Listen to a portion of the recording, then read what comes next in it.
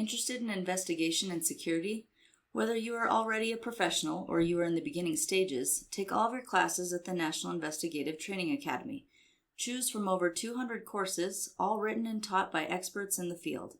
The National Investigative Training Academy, or NITA, has offered high-level investigative and security training for over 12 years.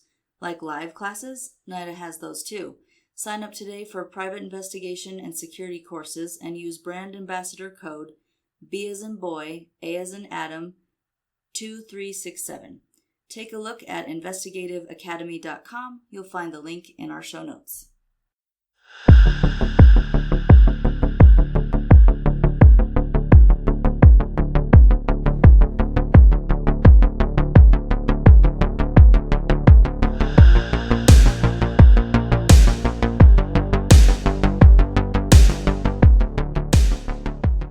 Welcome to Crossing the Tape, your favorite true crime podcast, I hope.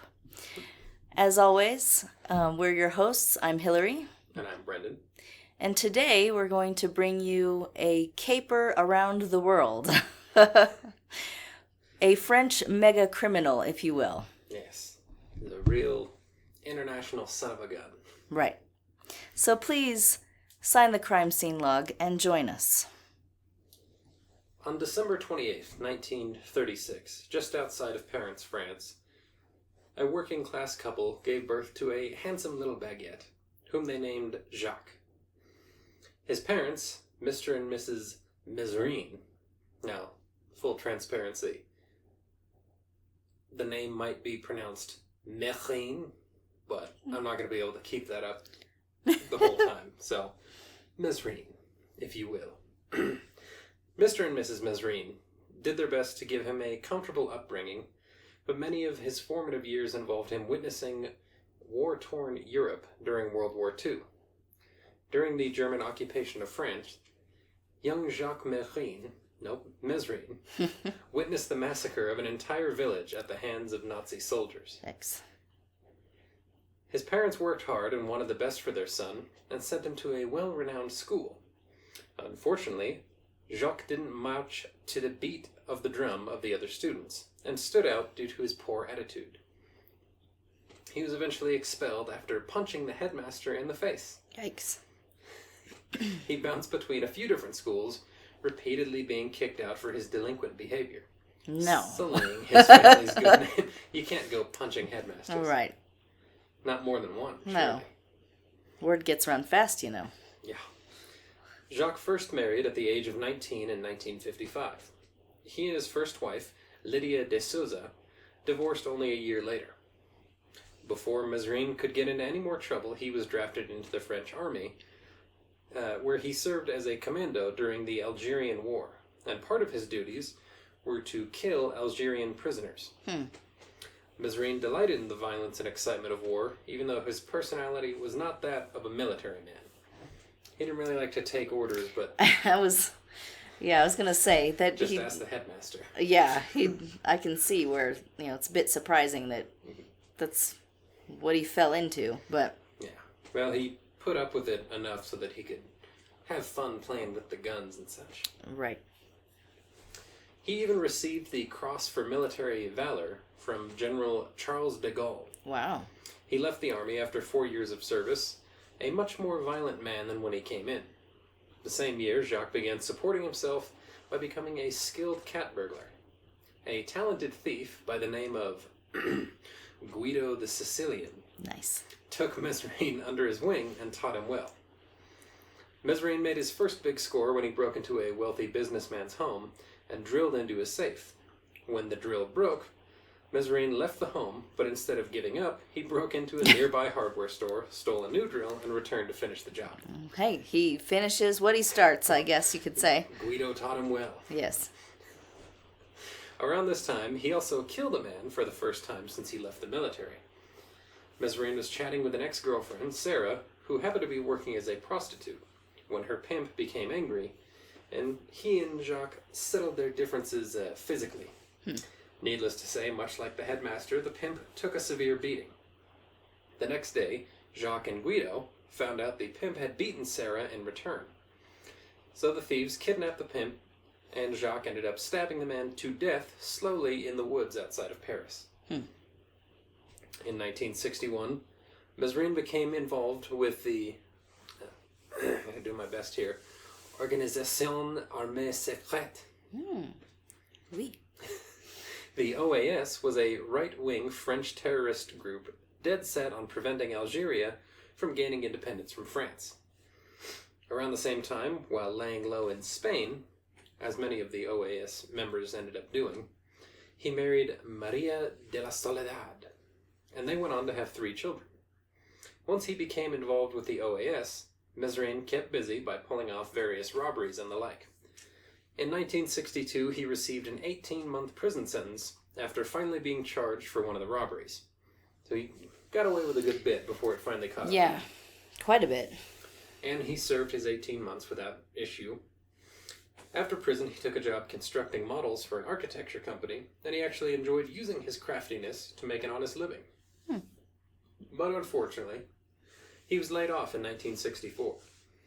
His family managed to pull some strings and get him a job managing a hotel, but he got the boot after the owner noticed an influx in undesirable types hanging around to visit with Mesrine.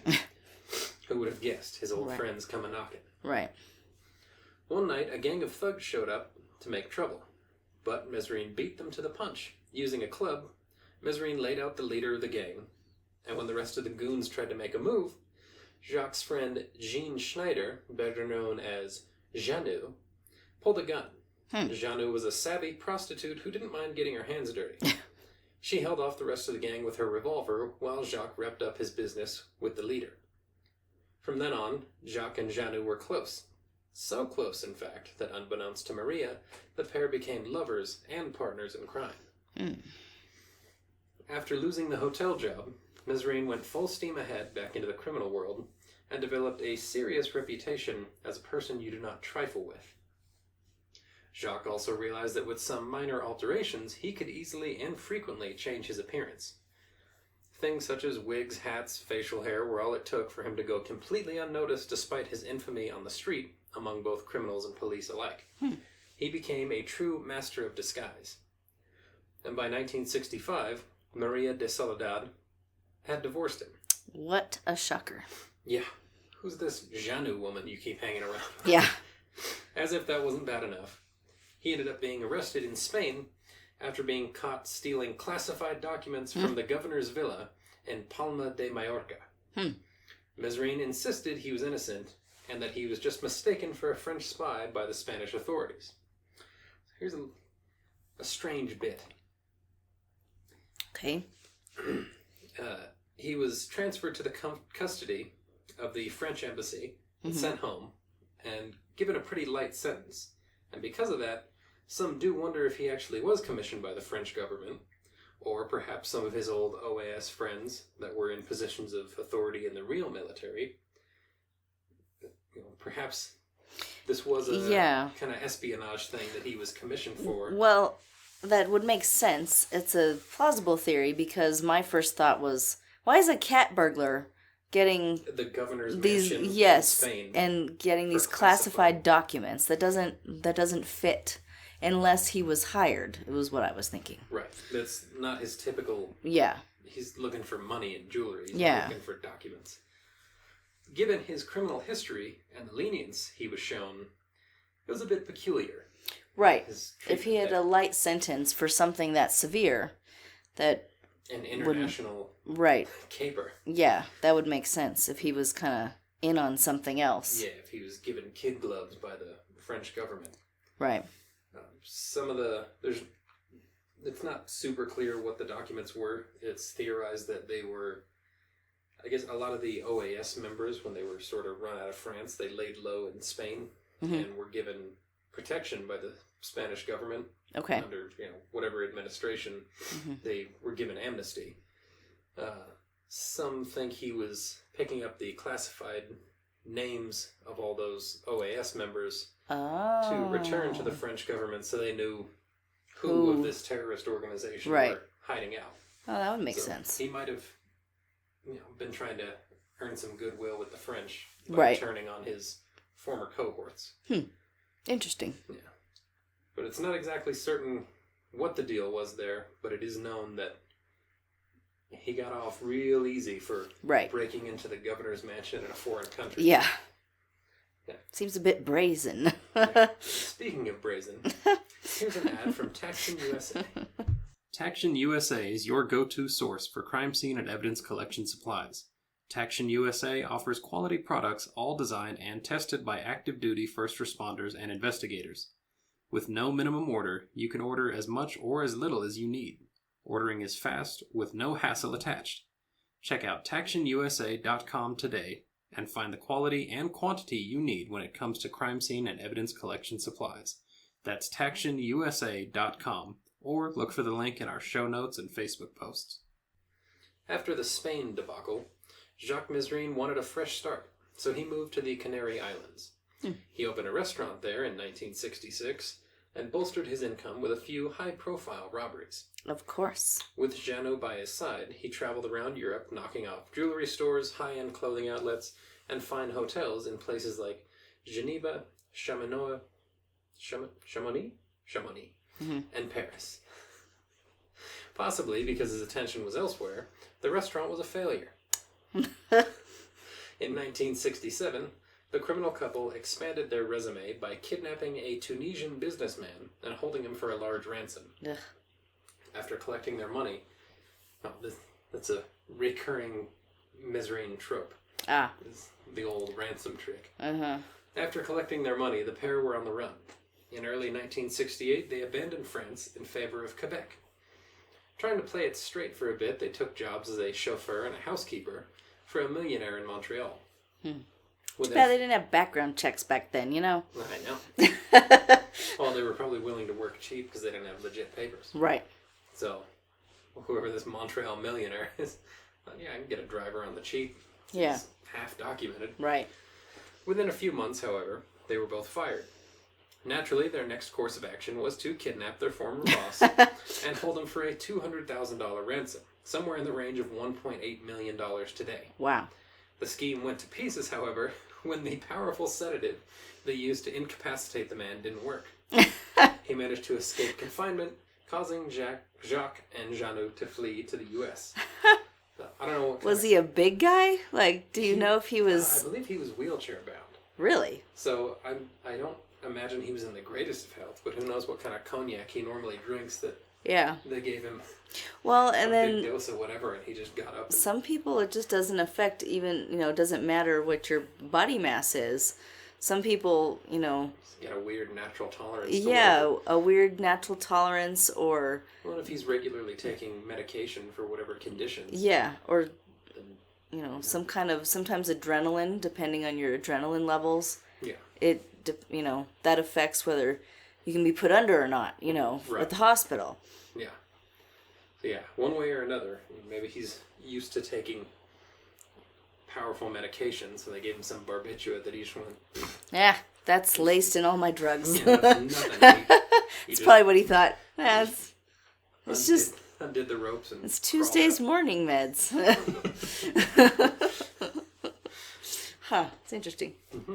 In July of 1969, they were arrested in Arkansas and extradited back to Canada. So they made it all the way, snuck into the U.S. and made it south. Pretty far south. And that was after an American acquaintance of theirs tipped off law enforcement. Never trust an American. Mesrine received a 10-year sentence for the failed kidnapping, but he managed to break out of prison almost immediately. He was arrested again the following day and relocated to a maximum security prison, but he wasn't done yet. In August of 1972, he helped mastermind the escape of himself and 6 other inmates, including accused murderer Jean-Paul Mercier. Mesrine and Mercier stuck together after the escape and went on a spree of bank robberies around Montreal. Mesrine resented his time in prison so much that he decided he and Mercier would go back to the prison and bust out every inmate still inside. Ambitious, this guy. He's a maniac. And he seemed, throughout his criminal career, everything he does gets blamed on him, so it's really not fair. He ends up doing prison time for his crimes. Oh, yeah, Who would think? Who would think, such an unfair thing would occur? Justice is actually served. But a lot of the, later down the line, he's very anti-government, anti-establishment. That doesn't surprise me. But it's because of his treatment in prison is what he blames all that on. It's not his actual mindset, per se. That he's kind of a jerk. It's he's, the prison system is so terrible, I have to rally against the government and take hostages and etc. So he's an extremist. Yes. An extreme jerk. Yeah. Let's see. He decided they would go back to bust out every inmate still inside. Right. And of course, that was only weeks after their escape, so security around the prison was greatly increased, and a massive manhunt was underway to find them. Jacques didn't care.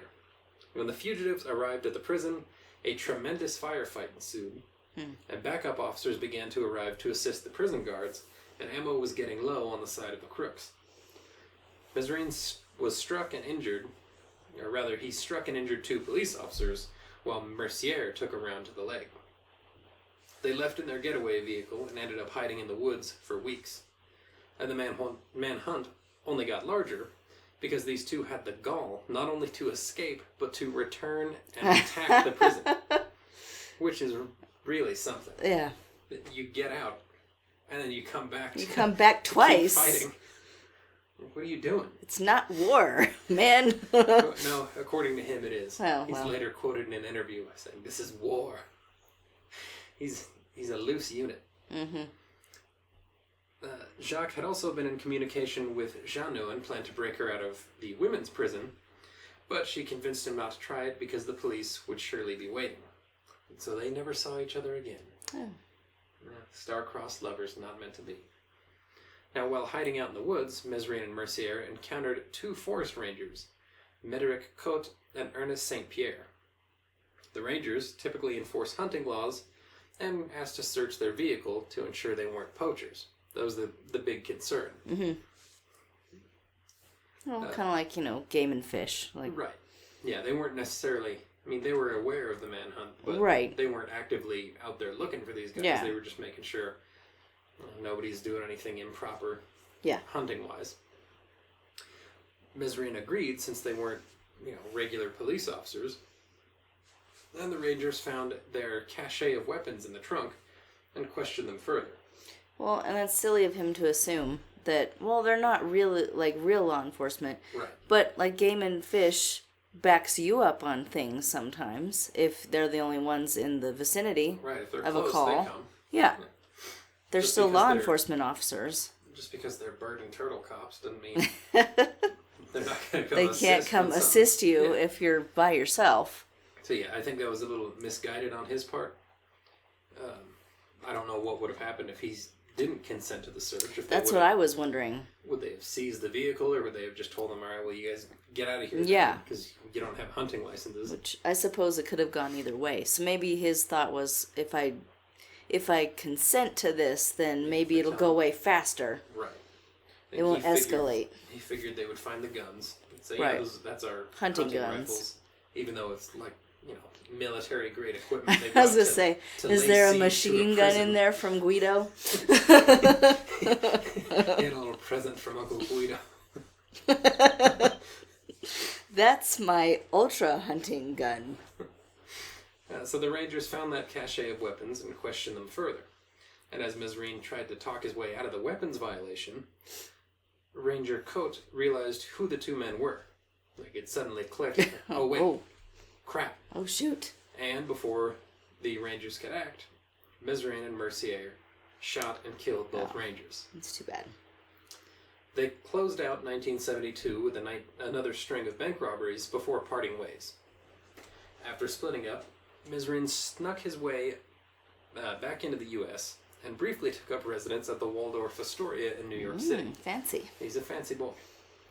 From there, he moved to Caracas, Venezuela, away from the watchful eyes of Canadian authorities. Mm-hmm.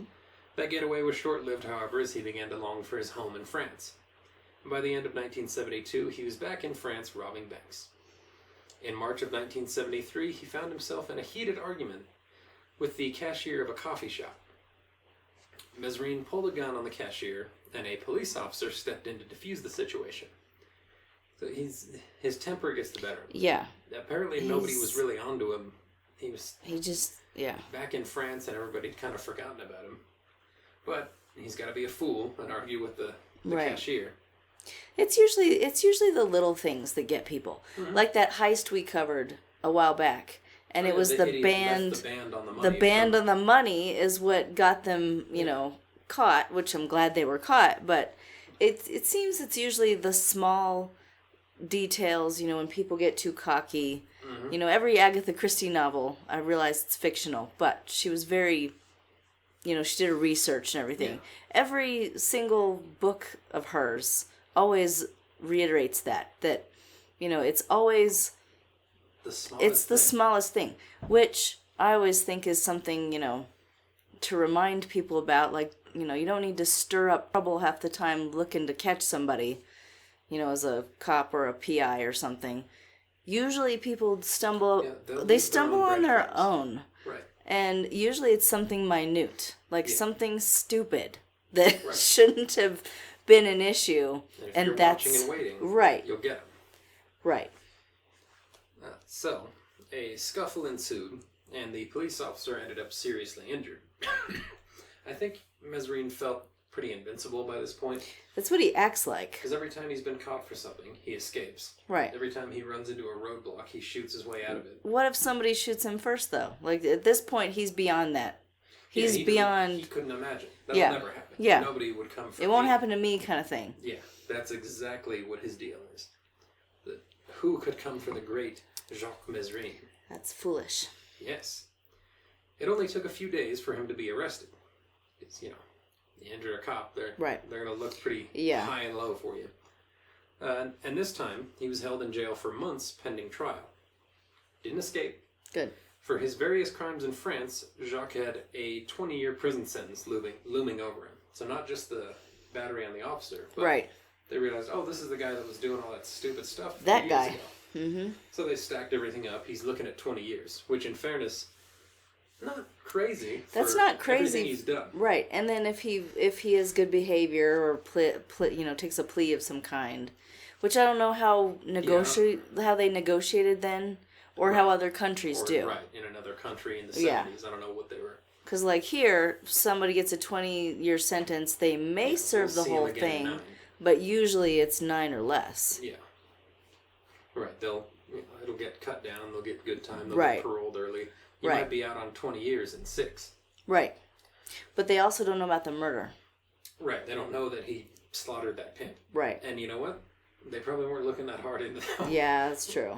I mean, things were done different in the 70s. True. He was set to serve those years in the escape-proof La Sante prison in southern Paris, which is really nuts. If you look at images of La Sante, it's right in the middle of Paris. Like there's apartments and everything right just around it. There's just this big. Is it pretty? High walls. The prison? Yeah. Yeah, it's not bad. I've seen worse. What? From the outside. From the outside. I'm just asking about the architecture since it's in Paris. But yeah, it's just right there. I mean, I guess it's good that it's supposedly escape-proof because if someone escapes, they're in your house. Yeah. Like immediately. But that's, right away.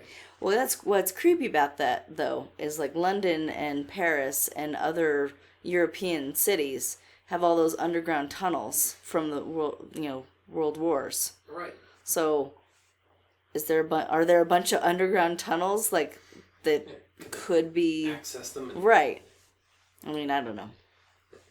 See, we do it right here in the U.S. We take the jails and prisons, we put them way on the outskirts of everything. Right. Far away. So if someone escapes, they got to run 20 miles through the desert to find anything. Despite being out of the country for years, Mesrine was still well connected in France. He was able to communicate with an accomplice on the outside to devise a plan to escape. And when he was brought before the judge in May of 1973, Jacques exclaimed that he was suffering from a fit of diarrhea and needed the restroom immediately. A guard led him to the toilet where he retrieved a hidden revolver, Michael Corleone style.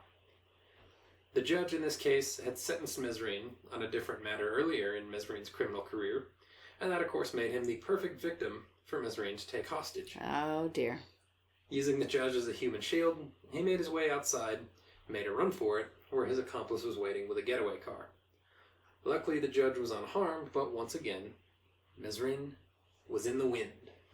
And that is where we will pick up next time for part 2. We thank you for joining us for this funky French tale. You'll get to hear the rest next time. Please sign the crime scene log on your way out. Thank you for listening. And so long. 511 has collaborated with the best of the best tactical teams around to develop their VXI product line. This collaboration has resulted in top-of-the-line gear for not only SWAT operators, but all first responders, outdoorsmen, hunters, and anyone who will only accept the best gear available. I had a chance to try out the new Sigurd shirt. Not only does it look great, but it feels great as well. The Sigurd shirt features 511's CryoTac technology, guaranteeing you'll stay dry and cool. The Sigurd shirt can be worn comfortably under a plate carrier, or on its own as a classy look at your next barbecue. This collared shirt won't be out of place at the shooting range or the golf course, ensuring you'll feel comfortable in any setting. Get your Sigurd shirt from 511 Tactical today.